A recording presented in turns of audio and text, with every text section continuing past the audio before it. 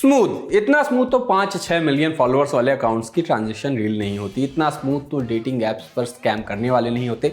सवाल ये भी है कि ठीक इसी समय पर किसी ने कैमरा कैसे खोल लिया। ऐसे वीडियो सामने लाने वाले कैमरामैनों को सलाम, जिनकी वजह से चल रहा है हमारा शो सोशल लिस्ट। बाकी आपको पता है, मेरा नाम है आशीष और आप देख रहे हैं दी ललन टॉप। बात करते हैं आज के शो में क्या है खास। पीएम मोदी के बयान के बाद सोशल मीडिया पर क्या चला। खाना खराब मिला, फिर बदले में रिप्लाई में भी हुआ मोए मोए। हरियाणा रोडवेज महाराष्ट्र में दिखी, सच है क्या। और पिकॉडने में देखिए गर्मी में ठंडे पानी का अनोखा जुगाड़। देश में चुनाव स्लो से चल रहे थे। इससे ज़्यादा हीटेड पॉलिटिक्स तो मेरी सोसाइटी के व्हाट्सएप ग्रुप पे गलत जगह गाड़ी पार्क कर देने पर हो जाती है। नेता लोग भी बड़े चेहरों पर चुनाव लड़ रहे थे, ले देकर मुद्दों की बातें हो पड़ती थी। ईवीएम भी उब कर सो चुकी थी। चुनाव आयोग वाले भी गर्मी में एसी कितने नंबर पर चलाएं कि गाड़ी माइलेज ज़्यादा दे टाइप रील देख के उकता चुके थे। पार्टियां भी अलग मीमर हुई पड़ी थी। सीटों से ज़्यादा इस बात पर जोर दिख रहा था कि कौन किस पर कितने मीम बना लेगा। कभी कभी कोई मीडिया वाले किसी गरीब से बात कर लेते थे तो अपनी अपनी पॉलिटिक्स के हिसाब से पार्टियां क्लिप काट के आंसू बेचने के काम में लग जाती थी। सबका फोकस इस बात पे दिख रहा था कि गर्मी में कम से कम घर से निकलना पड़े और चुनाव भी ले दे के बीत जाएं। कुलजमा चुनाव इतने ऑब्वियस से चल रहे थे कि जिन्हें हारने का डर था वो चाह रहे थे सरकारें किसी आरोप में पकड़कर जेल में ही डाल दें, वहां कम से कम चंदा अट्ठा खेलने को साथी तो फुर्सत में मिलेंगे। तभी पीएम बोले। राजस्थान के बांसवाड़ा से ऐसी बात कह दी कि राजनीति गर्मा पड़ी। उनके भाषण का एक हिस्सा सोशल मीडिया पर खूब चला। क्या था उस क्लिप में, सुनिए। गोल ले लेंगे, सबको वितरित कर देंगे। और पहले जब उनकी सरकार थी उन्होंने कहा था कि देश की संपत्ति पर पहला अधिकार मुसलमानों का है। इसका मतलब ये संपत्ति इकट्ठी करके किसको बांटेंगे? जिनके ज्यादा बच्चे हैं उनको बांटेंगे। घुसपैठियों को बांटेंगे। क्या आपकी मेहनत की कमाई का पैसा घुसपैठियों को दिया जाएगा? आपको मंजूर है? ये कांग्रेस का मैनिफेस्टो कह रहा है कि वो माताओं बहनों का सोने का हिसाब करेंगे, उसकी जड़ती करेंगे, जानकारी लेंगे और फिर उस संपत्ति को बांट देंगे। और उनको बांटेंगे जिनको मनमोहन सिंह जी की सरकार ने कहा था कि संपत्ति पर पहला अधिकार मुसलमानों का है। भाइयों बहनों, ये अर्बन नक्सल की सोच, मेरी माताओं बहनों, ये आपका मंगलसूत्र भी बचने नहीं देंगे। बस फिर क्या था, तमाम ट्रेंड चल पड़े। पीएम, एमएमएस मतलब Manmohan Singh, hate speech, election commission, Congress manifesto, mangalsutra, Indian Muslim, डरपोक साहब, मनमोहन सिंह, माइनॉरिटीज, हिंदू मुस्लिम, अब की बार 400 पार। कौन सही कौन गलत, ये निर्णय देश की समझदार वोटर जनता और पुराने पीएम के कहे अनुसार इतिहास पर छोड़ते हैं। यहाँ हुआ ये कि नेता वो करते दिखे जो उनका बेसिक काम है। नेता राजनीति करते दिखे।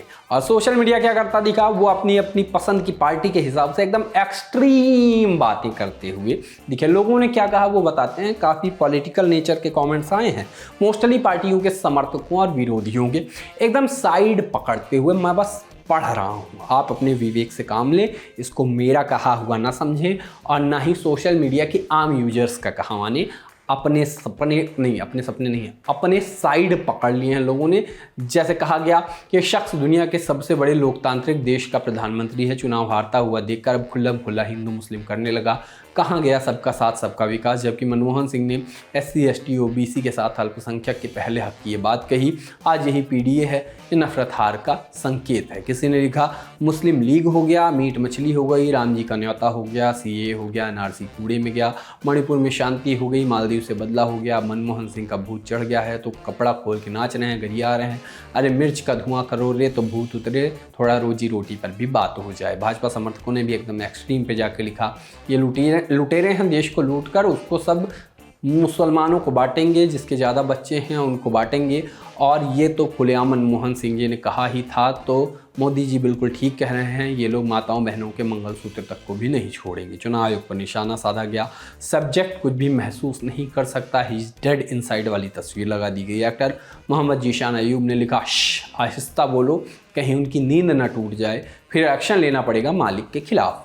आम आदमी पार्टी के समर्थकों ने सोने के ताज़ा दाम लिखकर कैप्शन लिखा कि सोना महंगा करके मंगलसूत्र कौन छीन रहा। एक यूजर 2 वीडियो लगा के दावे करते मिले कि मुसलमानों से वोट चाहिए तो मोहम्मद शामी भाई हो जाता है, हिंदुओं से वोट चाहिए तो मुसलमान घुसपैठिया हो जाता है। एक यूजर कहते मिले कि किसी ने पहले ही भारत की चुनाव आयोग के लिए एक श्रद्धांजलि लेख जारी कर दिया है। एक यूजर का कहना था कि मेरे अंदर के छात्र और भारत के चुनाव आयोग के बीच एक ही बात कॉमन है, जब चीज़ें हाथ से निकलने लगती हैं तो दोनों सो जाते हैं। वहीं भाजपा समर्थकों का ध्यान कहीं और था। सूरत में कांग्रेस उम्मीदवार नीलेश कुंभानी का नामांकन फॉर्म रद्द हुआ और बचे हुए जो कैंडिडेट थे उन्हें पर्चा वापस ले लिया, तो बीजेपी के उम्मीदवार मुकेश दलाल निर्विरोध चुनाव जीत गए। इस पर कहा गया कि 400 में से एक फूल तो आ गया, 399 बाकी हैं। काम के वक्त कुछ नहीं मिलता, वो देखी हुई रील नहीं मिलती जिसे देख के आप कहीं जाने का प्लान बना रहे होते हैं, वो वाला गाना याद नहीं रहता जिसकी टोन तो आपको याद रहती है लेकिन गाने के बोल नहीं। वैसे खोजने की बात क्यों? क्योंकि हम आपके लिए कंटेंट खोजते हैं। इसी की खोज में हम पहुंच गए उस सोशल मीडिया पर जहां कोई नहीं जाता, जिसका नाम है थ्रेड। थ्रेड में एक थ्रेड दिखा। वैसे थ्रेड पर की जाने वाली पोस्ट को थ्रेड बोलेंगे या पोस्ट? ऐसा करते हैं कि थ्रेड पोस्ट कह देते हैं। तो इस थ्रेड पोस्ट पर एक तस्वीर थी। तस्वीर ऐसी थी जो आप देखेंगे तो आपको भी लगेगा इसको तो कहीं देखा है। फोटो में दिख रहा है कि सड़क पर खुदाई चल रही है। इसी के साथ यूजर ने लिखा, कोई मजाक की बात नहीं है, 1 महीने से ज़्यादा हो गए हैं और मैं कार नहीं निकाल पाया हूँ इस ट्रेजर हंट की वजह से। वैसे इतनी खुदाई होती क्यों है हर जगह? क्या हासिल होता है इससे? पता है आपको क्या?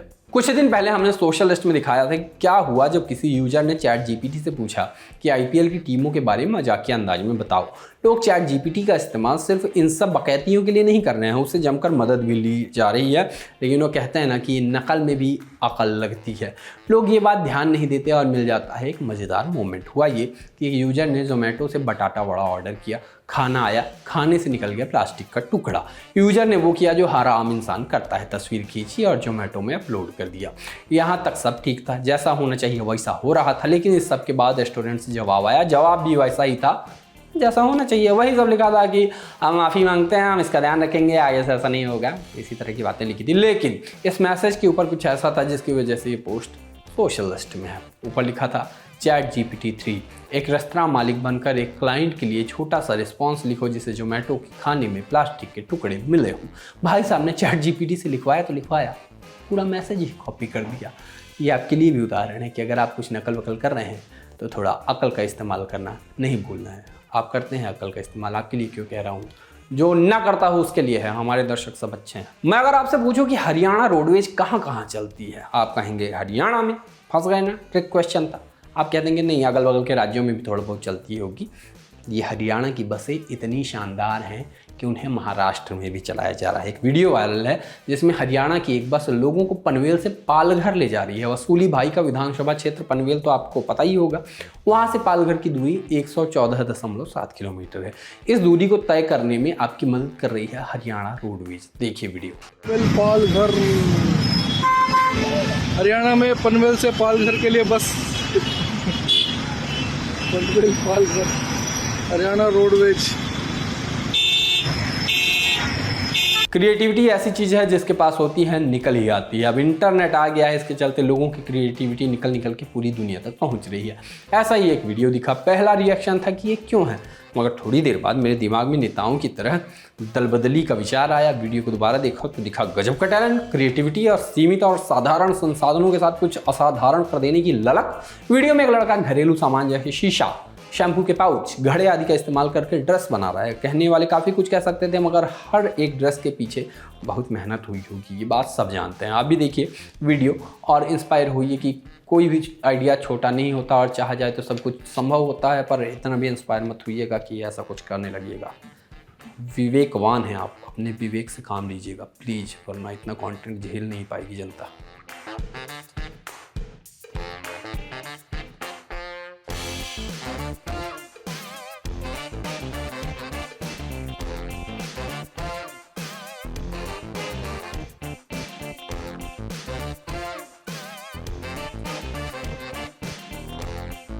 सोशल लिस्ट में अब बारी है पिक ऑफ द डे की, और पिक ऑफ द डे में आज है एक मजेदार वीडियो। बताओ यार, अप्रैल में इतनी गर्मी पड़ रही है तो मई जून में क्या होगा?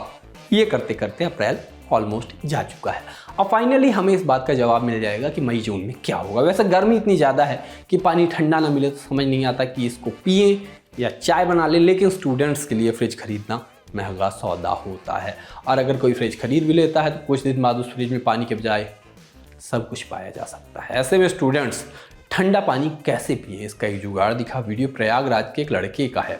वीडियो में बैकग्राउंड में गाना लगा है, इसलिए आपको पूरा वीडियो तो नहीं दिखा सुना सकते, लेकिन सुनते चलिए। लड़के का दोस्त लड़के कमरे में घुसता और कहता है, प्रिंस भाई आपने फ्रिज ले लिया। प्रिंस भाई लड़के को ले जाते हैं, दिखाते हैं अपना जुगाड़ वाला फ्रिज।